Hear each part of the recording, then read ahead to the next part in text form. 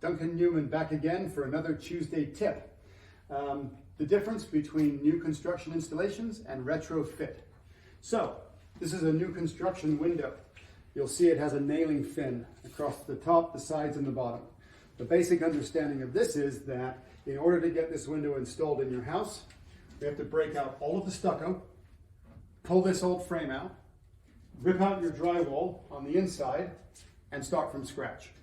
And then this window has to go in behind the stucco, be flashed correctly, connected to all of your tar paper so that the window doesn't leak.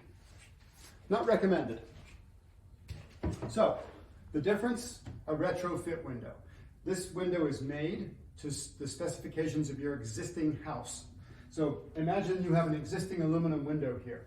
We take out all of the movable parts and the center frame and leave the perimeter frame.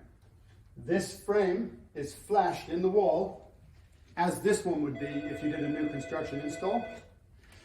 We leave all of that intact, and then a new window is made to fit into your existing opening. I'm going to pick this up and put it in, and you'll see how easy it is.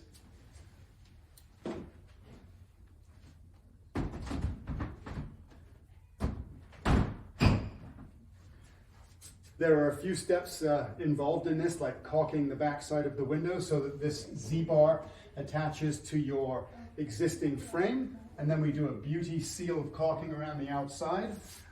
We don't caulk all the way across the bottom because if any moisture gets in behind here, it needs to be able to weep out. But basically, that's your new retrofit window installed, and that's what makes it so quick and easy. For more information, check out our website. Thanks very much.